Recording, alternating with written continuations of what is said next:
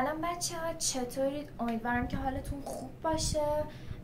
توی این ویدیو میخوام راجع به 10 تا از عجیب ترین شغلای جهان صحبت کنم. حالا عجیب ترین یعنی چی؟ عجیب ترین هم میتونه راحت ترین شغلا باشه، هم میتونه سخت ترین شغلا باشه، یعنی هر دو تا معنی رو میتونه شامل بشه. توی این لیست هم یه سری شغلا داریم که خیلی راحت، که پشماتون میریزه از شدت اینکه انقدر راحته، و یه سری شغلایی هم داریم که انقدر سخته ولی خب درآمد خیلی خوبی داره. سخت حالا شاید از نظر بعضیا، شاید از نظر بعضیا سخت هم نباشه اونقدر. شماره اولی هول دادن مسافرای مترو.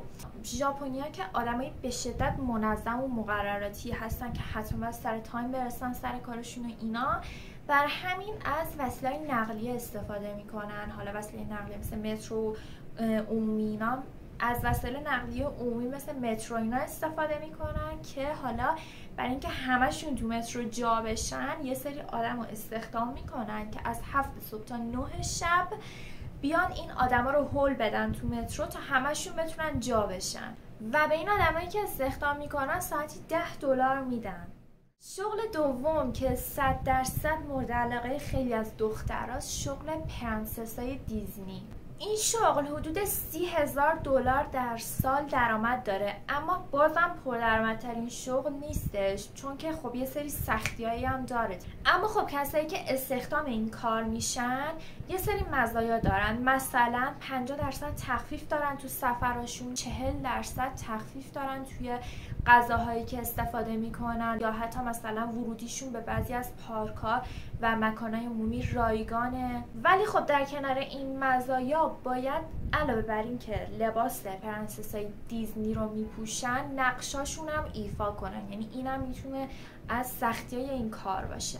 شماره بعدی شغل تگ کننده نتفلیکس هستش. آدمایی که استخدام این کار میشن موظفن که فیلم و سریالایی که داخل نتفلیکس منتشر میشه رو ببینن و یه کار تقریبا نیمه وقتی دارن و تشخیص بدن که با توجه به موضوعی که اون فیلم داره یه سری تگا رو براش مشخص کنن. شاید از دید اول اینطوری به نظر بیاد که خیلی کار آسونیه، اما خب بالاخره این هم سختی خودشو داره که تو بخوای همش چشت رو گوشی باشه فیلم و سریال ببینی، مگه اینکه آدم فیلم بازی باشی که لذت ببری واقعا از این کار. در واقع کسایی که برای این شغل انتخاب میشن خیلی خوش شانسن، چون تعداد محدودی میگیرن برای این کار. شغل بعدی پریدریای حرفه‌ایه. خیلی درآمد این شغل بالاه و حتی توی یه سری مراسمای خاص که این پریدریایی‌ها باید توی این مراسم‌ها باشن و حالا نقششون رو ایفا کنن با لباسی که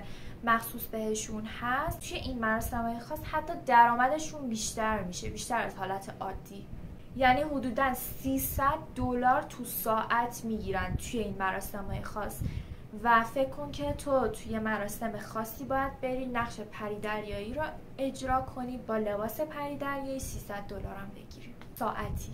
یکی از چیزایی که این شغل داره اینه که باید شنای مخصوص به پریدریایی هم یاد بگیرن. شاید مثلا قسمت سخت این شغل هم این باشه، علاوه بر این که باید نقش پریدریایی هم اجرا بکنن.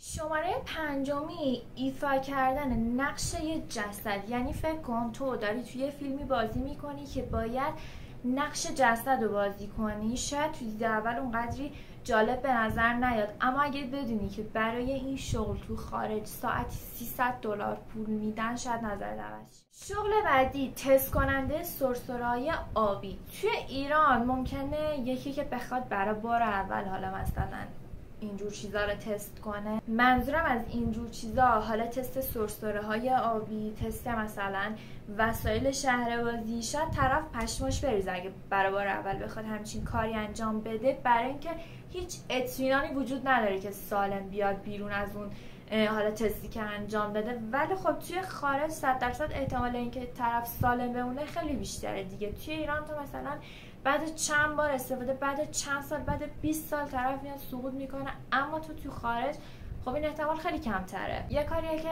توی ایران خیلی ممکنه دوست داشته باشن انجامش بدن، حتی رایگان، ولی تو خارج بابت همین $27,000 تو سال پول میدن، حقوق میدن. کسی که 4 سال توی این کار داره فعالیت میکنه، یعنی همین تست کننده سرسره‌های آبی هستش، ادعا کرده که بهترین شغل جهانه. کسی که عاشق هیجان باشه خب براش بهترین شغلم شاید باشه، کنار خطر و ریسکش. البته شغل چشنده بستنی، مگه میشه بهت بستنی بدم بخوری بچشی تستش کنی بعد 56,000 دلار هم تو سال بگیری؟ این حقوق برای دانشمند مواد غذاییه که بیاد حالا بستنی یا مواد غذایی دیگر تست کنه و سالانه 56,000 دلار بگیره. شماره 8 مرواریدیابه. یعنی چی؟ یعنی بره زیر اقیانوس و مروارید پیدا کنه و حقوق بگیره. واقعا خیلی شغل جذابیه. اینکه یه مروارید رو بری دنبالش بگردی پیداش کنی، حتی از اینکه ببینیش هم لذت میبری، چه برسه اینکه بخوای پیداش کنی برش داری بیاد. حالا این شغل مخصوص چه کساییه؟ کسایی که توی کشورهایی هستن که به اقیانوس راه داره و شناگر ماهری هستن، مدرک غواصی دارن، با دستگاه اکسیژن میرن زیر آب دنبال اون مروارید میگردن و اون صدفی که دنبالش بودن رو پیدا میکنن. واقعا شغل سرگرم کننده ایه. شماره 9 امتحان کننده غذای حیوانات خانگی هستش. اونم با حقوق 20,000 پوند تو سال.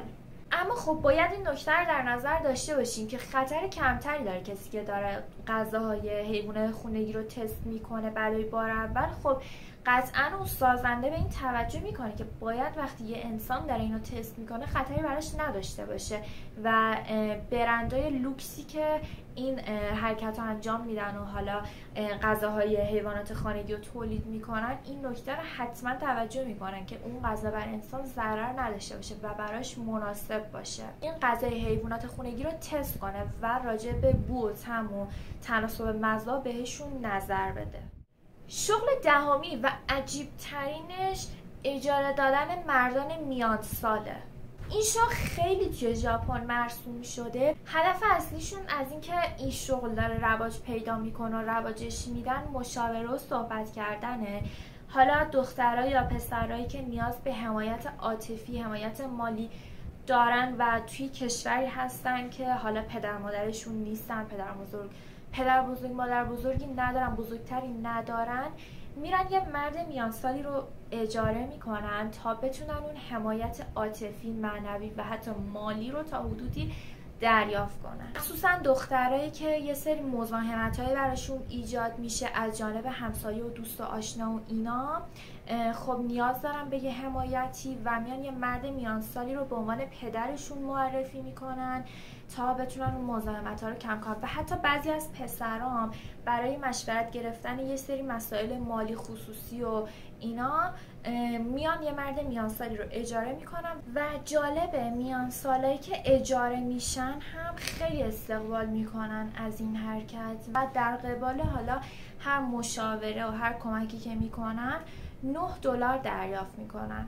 خب بچه ها تموم شد. توی این ویدیو هم 10 تا از عجیب ترین شغلای جهان رو داشتیم و امیدوارم خوشتون اومده باشه.